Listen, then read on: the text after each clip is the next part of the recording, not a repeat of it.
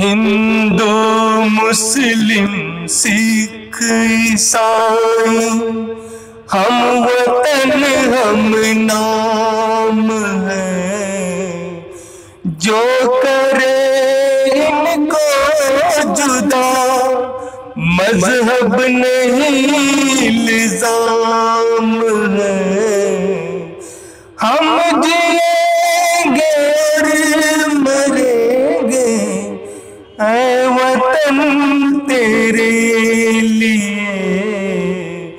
दिल दिया है जान भी देंगे ऐ वतन तेरे लिए। हर करम अपना करेंगे, हर करम अपना करेंगे ऐ वतन तेरे लिए। दिल दिया है जान भी देंगे ऐ वतन तेरे लिए। आज 15 अगस्त 2018 को भारत का हर शहरी आज़ादी की 72वीं सालगिरह बड़े ही जोश और खरोश से मना रहा है और मनाना भी चाहिए, क्योंकि हमारे हर हिंदुस्तानी बुजुर्गों ने अपना खून देकर इस आज़ादी को हासिल किया। इस आज़ादी की लड़ाई में शामिल होने वाला हर शख्स सिर्फ हिंदुस्तानी था, ना कि किसी मजहब, धर्म या जात से इसका कोई ताल्लुक था। मगर आज के इतिहासकारों ने इतिहास के पन्नों पर सिर्फ एक ही रंग, एक ही धर्म को समोने की कोशिश की है। इसीलिए हमने ये बताने की कोशिश की है कि तहरीक आज़ादी में मुसलमानों का क्या किरदार रहा है और कितना। इन्हीं तमाम बातों को पेश करने के लिए खातून कैंपस की शेख इमाम प्राइमरी स्कूल मालेगांव के तालिब इल्म मोमिन असदुल्लाह मुफ्ती अब्दुल्ला जाहिद अमीन सर की रहनुमाई में एक तकरीर बउन्वान तहरीक आज़ादी और मुसलमानान हिंद पेश कर रहे हैं। आप सभी से गुजारिश है कि इसे ज़रूर ब ज़रूर देखें और अपने असलाफ की कुर्बानियों को याद करें। अस्सलामु अलैकुम व रहमतुल्लाहि व बरकातुहू। नहमदुहू व नसल्ली अला रसूलिल करीम, अम्मा बाद। खिलते चेहरों पे अजब नूर नजर आता है, खिलते चेहरों पे अजब नूर नजर आता है। जिसको देखो वही मसरूर नजर आता है।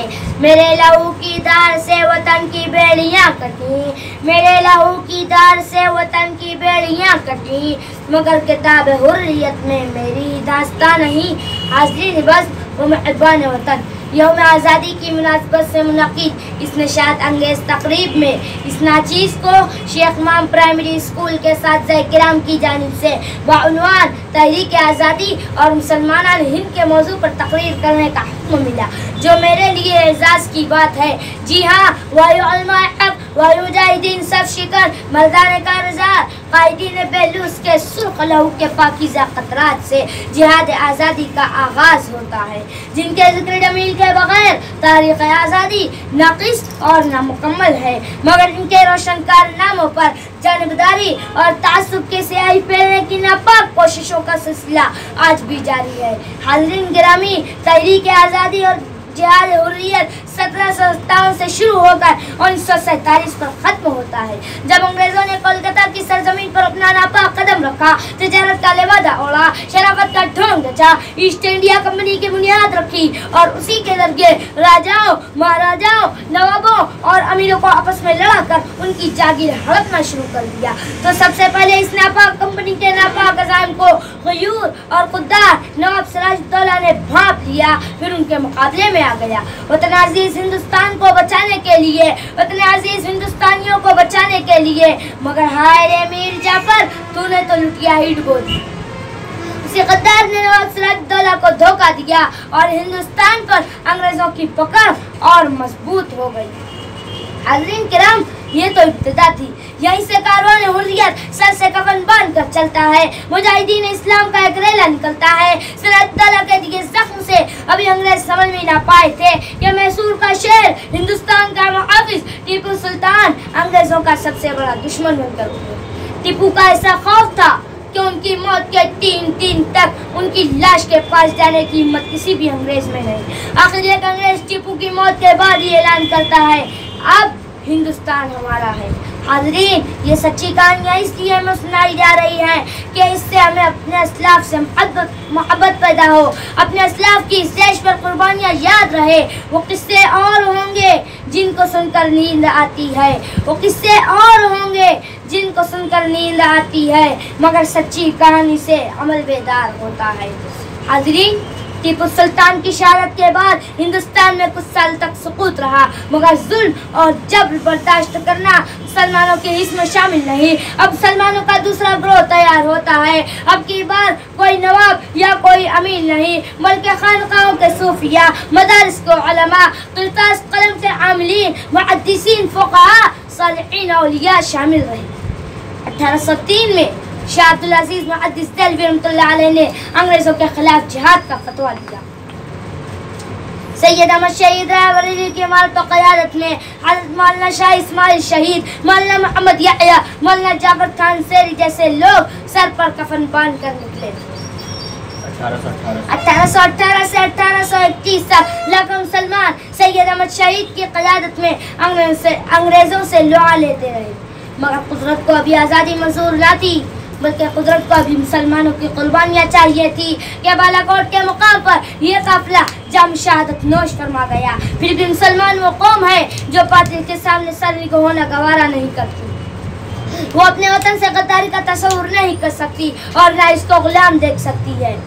लिहाजा एक मरतबा फिर उलमाए हक़ की क़यादत आगे बढ़ी। मौलाना ममलूक अली नानोतवी, मौलाना मोहम्मद कासिम नानोतवी, मौलाना रशीद अहमद गंगोही जैसे आलिमों ने 1857 का आलिमशान इन्क़िलाब बर्पा किया, मगर ये भी सूए क़िस्मत नाकाम हो गया।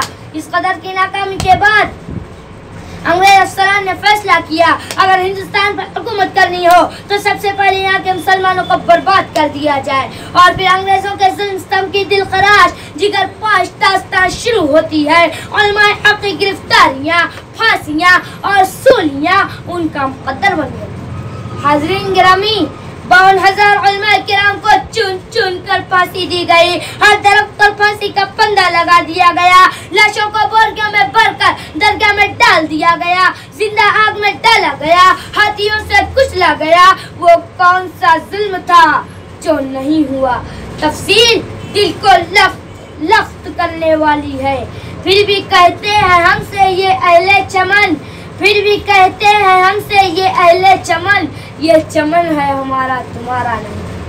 हाज़रीन, इतना सब सहने के बावजूद मुसलमानों की आज़ाद फितरत इस गुलामी को बर्दाश्त करने को तैयार नहीं। लिहाजा एक मरतबा फिर शेखुल हिंद हज़रत मौलाना महमूद उल हसन की क़यादत में तहरीक आज़ादी का आखिरी बाब शुरू होता है। इसी दौरान दारुल उलूम देवबंद की बुनियाद पड़ती है और उसी के ज़ेर सरपरस्ती तमाम उलमाए किराम यकजा होते हैं और आखिरी मुआरके के लिए तैयारी करते हैं। मुफ्ती किफ़ायतुल्लाह, मौलाना हुसैन अहमद मदनी, मौलाना अब्दुल रहमान सेवहारवी, हकीम अजमल खान, डॉक्टर मुख्तार अंसारी व दीगर उलमा, खुतबा, शुआरा और उदबा सब मैदान में थे। बिरादरान वतन के साथ ने इसको तक़वियत दी। हिंदू मुस्लिम इत्तेहाद कायम हुआ। गांधी जी की क़यादत में जो तहरीक चली वो 15 अगस्त 1947 के दिन आज़ादी के साथ ख़त्म हुई। हाज़रीन किराम, ये तवील 200 साल तारीख़ आज़ादी का खुलासा आपके सामने है। सवाल ये है कि फिर मुसलमानों को क्या मिला और क्या मिल रहा है?